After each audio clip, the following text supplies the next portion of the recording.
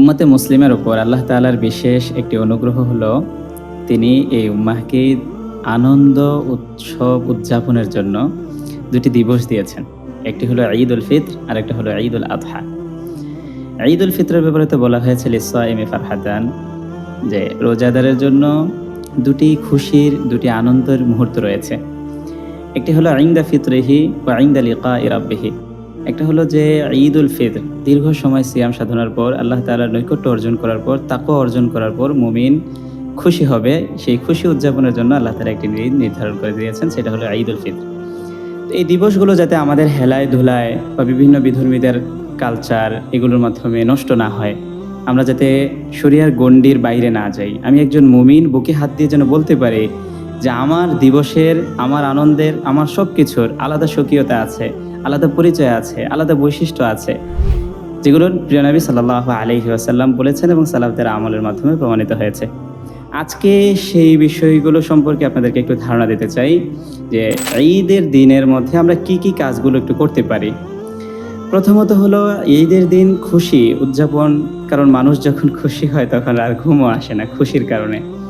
তো ঈদের দিন একটু তাড়াতাড়ি ওঠা এবং তাহাজ্জুদের ইহতিমাম করা, ফজরের সালাত আদায় করা, ফজরের পরে আমলে মাশগুল থাকা, যত তাড়াতাড়ি সম্ভব ঈদের নামাজ অনুষ্ঠিত হওয়ার, ঈদের জামাতে অংশগ্রহণ করা। দ্বিতীয় সুন্নাত হলো মিসওয়াক করা। নবী সাল্লাল্লাহু আলাইহি ওয়াসাল্লাম অধিক হারে মিসওয়াক করতেন, অনেক বেশি মিসওয়াক করতেন। বিভিন্ন হাদিসের আলোকে আমরা জানতে পারি নবী সাল্লাল্লাহু আলাইহি ওয়াসাল্লাম দিনে 25 বারের চেয়েও বেশি মিসওয়াক করতেন। সুবহানাল্লাহিল আযীম। 3 নম্বর কথা হলো ঈদের দিনে উত্তম রূপে গোসল করা এবং শরিয়া সম্মতভাবে যতটুকু শরিয়া সাপোর্টেড সাজসজ্জা গ্রহণ করা।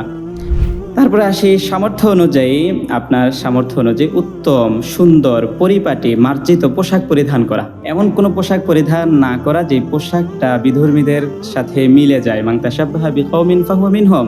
নবী সাল্লাল্লাহু আলাইহি ওয়াসাল্লাম বলেছেন যে যাদের সাদৃশ্য গ্রহণ করলো সে তাদের আওতাভুক্ত। সুতরাং আমার পোশাক বা আমার লিবাসের মধ্যে যাতে বিধর্মীদের কিছু লেশ মাত্র আমার পোশাকের মধ্যে পাওয়া না যায়, সেই দিকটা ভালোভাবে খেয়াল করা। স্রোতের সাথে গা না ভাসিয়ে প্রতিটি কদমে কদমে সুন্নাহ তালাশ করবে এবং এর মাঝে আল্লাহর সন্তুষ্টি আছে কিনা সেটা দেখবে। এটাই হলো মুমিনের গুণ। এবং আতর ব্যবহার করা, এটাও একটা সবসময়ের সুন্নত। নবী সাল্লাল্লাহু আলাইহি ওয়াসাল্লাম আতর অনেক পছন্দ করতেন। তো ঈদের দিন বিশেষভাবে উত্তম ভালো কোনো আতর ব্যবহার করা, পারফিউম ব্যবহার করা। তারপরে সুন্নাত হলো ঈদের দিন, ঈদ উল ফিতরে যা ঈদগাহে যাওয়ার পূর্বেই আপনি মিষ্টি দ্রব্য আহার করবেন। খেজুর হতে পারে বা যে কোনো মিষ্টি খাবার খেয়ে তারপর ঈদগাহে গমন করবেন। ঈদ উল ফিতরে ঈদগাহে যাওয়ার পূর্বেই সাদাকাতুল ফিতর বা যেটাকে আমরা ফিতরা বলি, সেই ফিতরা আদায় করে দেয়া। ঈদের সালাত ঈদগাহে আদায় করা। ঈদের সালাতটা ছোটোখাটো কোনো জামাতে না করা, এটাই বাঞ্ছনীয়। বড় বৃহৎ আকারে জামাতের আয়োজন করা, এটা ভালো, এর মধ্যে কল্যাণ। যাওয়ার সময় এক রাস্তা দিয়ে যাওয়া এবং অন্য রাস্তা দিয়ে ফেরার চেষ্টা করা। ঈদগাহে যাওয়ার সময় পায়ে হেঁটে আস্তে আস্তে যাওয়া, কারণ আপনি পরিবহনে করে বা গাড়িতে করে না যাওয়া, অর্থাৎ এক কাতারে, যেটা সাম্য বলে আর কি।